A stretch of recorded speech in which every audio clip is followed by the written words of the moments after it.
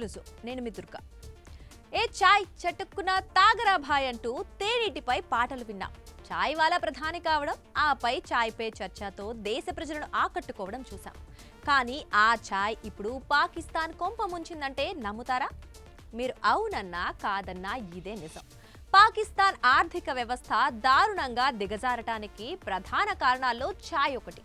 అంటే పాక్ ప్రజల్లో చాయ్ అలవాటు కారణంగా ఆ దేశం టీ పొడి చక్కెరను పెద్ద మొత్తంలో దిగుమతి చేసుకుంది. ఇది విదేశీ మారకం కరిగిపోవటానికి కారణమైతే చక్కెర ఎక్కువగా వాడితే ఏమవుతుంది? షుగర్ వస్తుంది. అలా మధుమేహం బారిన పడ్డ వారి కారణంగా ఆ దేశ జీడిపి నేల చూపులు చూడటం గమనార్హం. పాకిస్తానీలు ఛాయ్ ఎక్కువగా తాగుతారు. ఏ ఇద్దరు మిత్రులు కలిసినా ఛాయ్ తాగాల్సిందే. ఇంటికి చుట్టం వచ్చినా మిత్రులు వచ్చినా టీతో ట్రీట్ జరగాల్సిందే. పని ప్రదేశంలో ఛాయ్, రెస్టారెంట్లు, సినిమా థియేటర్లలో ఛాయ్. ఇలా పాకిస్తానీల జీవితం ఛాయ్తో ముడిపడి ఉంది.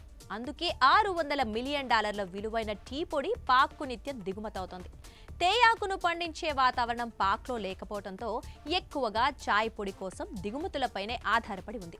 ఏటా ప్రతి పౌరుడు సగటున కేజీన్నర మేర టీ పౌడర్ను వినియోగిస్తాడనటంలో ఏమాత్రం అతిశయోక్తి లేదు. అంటే సగటున ఒక పౌరుడు రోజుకు 4-5 సార్లు ఛాయ్ తాగుతాడన్నమాట.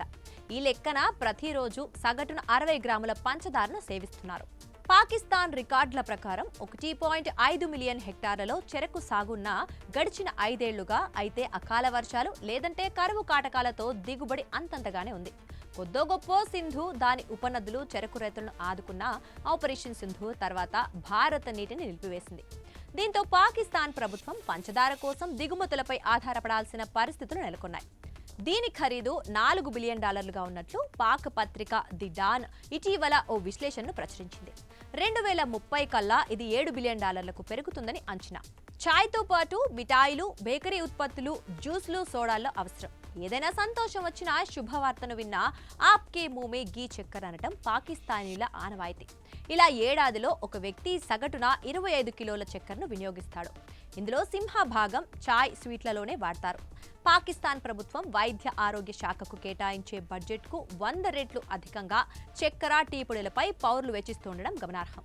5 ఏళ్ల క్రితంతో పోలిస్తే 2025లో పాకిస్తాన్లో తేయాకు దిగుమతి 40% కంటే ఎక్కువగా పెరిగింది.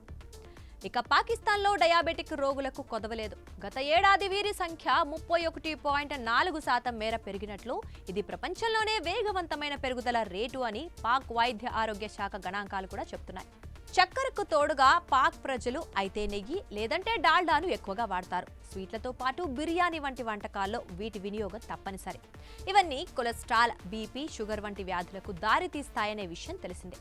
ఇప్పటికే డయాబెటీస్లో పాక్ మొదటి స్థానంలో ఉండగా 50 ఏళ్లు పైబడిన వారిలో 30% మంది బీపీతో బాధపడుతున్నారు. ప్రతి 3 పౌరుల్లో ఒకరు మధుమేహం బారిన పడ్డారంటే పరిస్థితిని అర్థం చేసుకోవచ్చు. ఈ వ్యాధుల చికిత్సలకు పౌరులు వెచ్చించే మొత్తం ప్రభుత్వం, సర్కారీ దవాఖానాలకు అందచేయటం మామూలే. ఈ కారణంగా జీడీపీపై ప్రతికూల ప్రభావం పడుతోందని ఆర్థికవేత్తలు ఆందోళన వ్యక్తం చేస్తున్నారు. ఏటా పాకిస్తాన్ తన జీడీపీలో 2-3% కోల్పోతోందంటే తీవ్రతను అర్థం చేసుకోవచ్చు. ఇక పాకిస్తాన్లో చక్కెర, టీ పొడికి డిమాండ్ పెరగడంతో అక్రమ వ్యాపారాలు కూడా ఊపందుకున్నాయని ది డాన్ తన కథనంలో పేర్కొంది. ఫలితంగా ప్రభుత్వానికి రావాల్సిన పన్ను ఆదాయానికి గండిపడుతోంది. అంచనా ప్రకారం ఏటా $4.6 బిలియన్ మేర అక్రమ రవాణాలు, ఆహార కల్తీలు జరుగుతున్నాయి. సింధు నాగరికత ఆనవాళ్లు పాకిస్తాన్ మొహంజోదారోలోనే ఉన్నాయి. అప్పట్లో సింధు ప్రజలు విరివిగా బెల్లం ఉత్పత్తి చేసేవారని, లోథాల్ ఓడరేవు మీదుగా విదేశాలకు నౌకల ద్వారా ఎగుమతి చేసేవారని మనం చదువుకున్నాం. ఇప్పుడు పరిస్థితి రివర్స్ అయింది. దిగుమతులపైనే ఆధారపడటం పాక్ ఆర్థిక వ్యవస్థను అతలాకుతలం చేస్తోంది. ఈ విశ్లేషణ మీకు నచ్చినట్లయితే ఈ వీడియోను లైక్ చేయండి, షేర్ చేయండి. మీ అభిప్రాయాలను కామెంట్స్ రూపంలో తెలియజేయండి.